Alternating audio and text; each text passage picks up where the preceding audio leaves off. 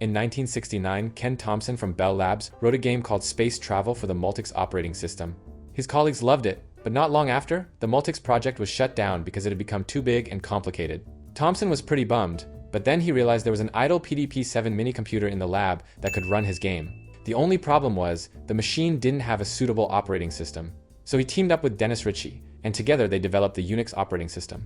At the time, Unix was written in assembly language, which made it hard to port to different machines. Ritchie thought, "This just won't do." After a few years of hard work, he created the C language in 1972 and used it to rewrite Unix. And this language, which was basically invented as a side project to build Unix, remains incredibly popular to this day. C was explicitly designed to run on different machines and interact efficiently with hardware, giving it top-tier performance and cross-platform capabilities. On embedded development boards with extremely limited resources, C is pretty much your only option. Plus, since C allows direct hardware manipulation, programs written in it can push performance close to the theoretical limits of the computer. That's why it's often used for system-level software development, like operating system kernels, network stacks, and memory management. C's syntax is quite minimal, but it requires developers to have a solid understanding of how computers actually work, which makes it a bit challenging to learn. In short, if you need to interact directly with hardware or are chasing peak performance, C is the unbeatable go-to choice. However, C has one issue.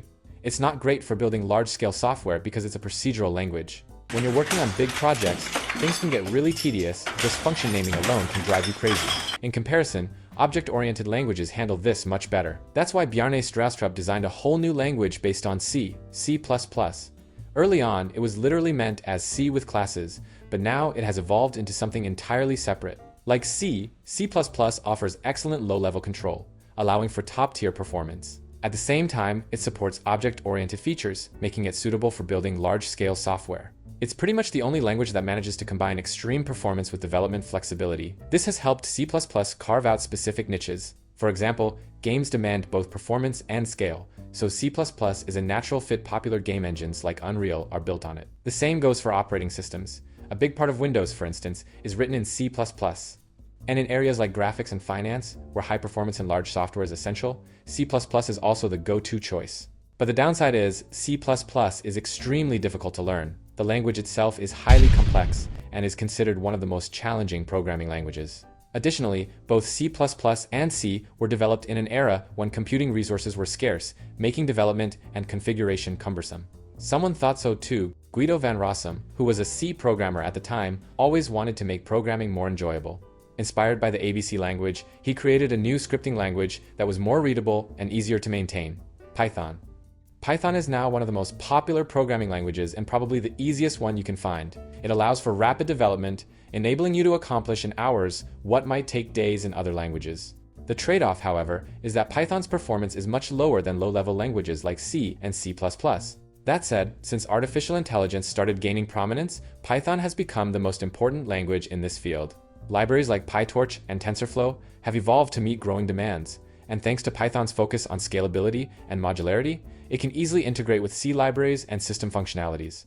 As a result, many Python applications today perform nearly as well as, or even surpass, their C and C++ counterparts. It's safe to say that, in many cases, performance is no longer Python's weak point. With Python's growing popularity, a vast ecosystem of libraries has been contributed by the community, especially excelling in areas like scientific computing and back-end development. Plus, because it's simple and easy to learn, most schools use it as an introductory programming language. If you're new to programming and deciding on your first language, don't hesitate. Python is the best choice. When the 1990s rolled around, personal computers began to explode in popularity, and the demand for software grew stronger. However, programmers working with C and C++ realized that because these languages focus too much on low-level details, programs often had to be adapted for different platforms and devices, which made development a heavy burden. There was a clear need for a programming language that could write once, run anywhere. Against this backdrop, Java was born. By leveraging the JVM, Java fundamentally abstracted away the differences in underlying computer hardware, allowing developers to focus on the application layer and significantly boosting development efficiency. As a result, it quickly gained popularity in the software development world.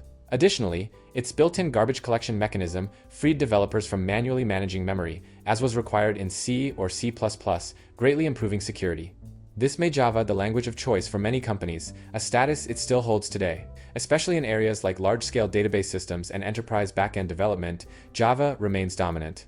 If you're aiming to work in large enterprises, particularly in departments related to data security, or if you want a simpler way to develop software, Java is incredibly important. For most companies, Java is perfectly adequate for software development, but there's one notable exception: Microsoft.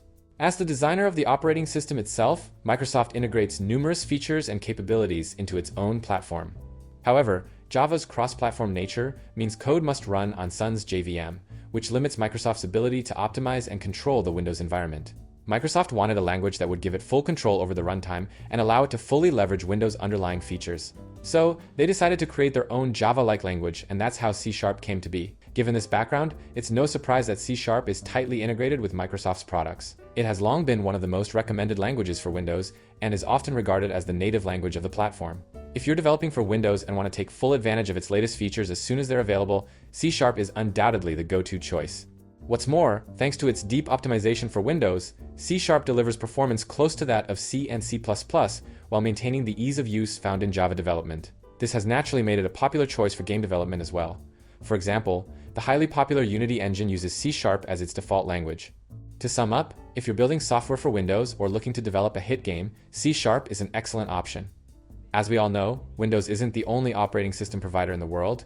Its eternal rival, Apple, also has its own operating system. Like Windows, Apple wanted a programming language that is more convenient, faster, and better suited to its system's characteristics. To achieve this, they developed Swift. Swift is a concise and elegant programming language that draws inspiration from many others, including C, Python, and C#. In short, if you're looking to develop software for Apple, it's a great choice because they've done a much better job than Windows in terms of app stores and software promotion. So Swift is a solid option, and their tutorials are really well done. Speaking of Apple, we have to mention the iOS system, and its most famous rival is Android. If you want to develop Android applications, what language should you use? For a long time, the answer to this question was Java, and even today, many people still use Java for Android development. However, JetBrains later introduced a new option, Kotlin. It's a completely new JVM-compatible language that is more convenient, faster, and safer than Java, and it offers many new syntax features, allowing you to achieve in just a few lines of code what would take dozens of lines in Java. Kotlin wasn't originally designed for Android development, but Google thought it was so well designed that they designated it as the official language for Android development. So, if you're looking to get into Android development, I personally recommend starting directly with Kotlin, as Google has already invested more resources into it, and many new features will prioritize providing APIs in Kotlin first. So that's basically the main thread of programming language evolution, but aside from this main thread, there are also some side branches. However, that doesn't mean they're unimportant. Let's take a look. Starting in the 1990s, with the rise of personal computers, browsers became popular and web applications began to emerge. Java saw this opportunity and wanted to position itself as a web development language, but another language beat it to the market and, together with browser alliances, established the relevant standards. That language is JavaScript.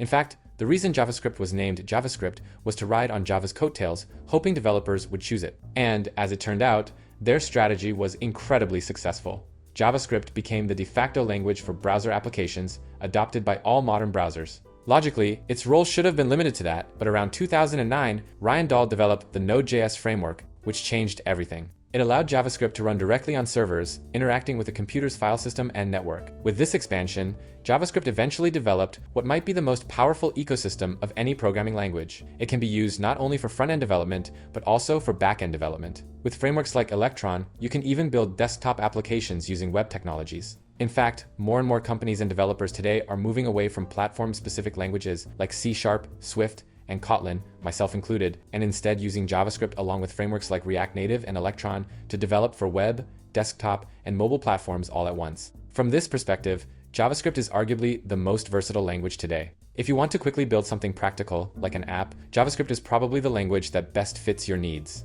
Around 2010, cloud computing infrastructure started to become popular because people realized how great it was to store data on remote servers. The scheduling of large-scale server clusters naturally demands high performance, especially when it comes to handling high concurrency. Previously, people typically used languages like JavaScript, C++, or Java, relying on the operating system's built-in thread scheduling. However, OS thread scheduling often required hundreds of megabytes of resources. Google said, nope, that's too costly.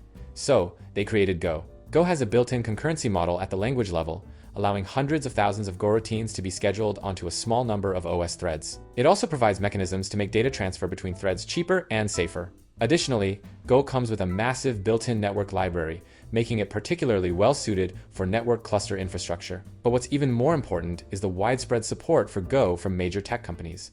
Key infrastructure like Kubernetes and Docker are written in Go, and they absolutely dominate the cloud-native space. So, if you want to dive deep into cloud-native, Go is pretty much unavoidable. So far, the ecosystem of programming languages has become quite mature, but some employees at Mozilla didn't quite agree. Graydon Hoare, frustrated after getting stuck in a broken elevator, was motivated to design a safer programming language, one that could prevent many bugs at the language level. At the same time, this language had to deliver performance on par with C and C++, and that's how Rust came to be.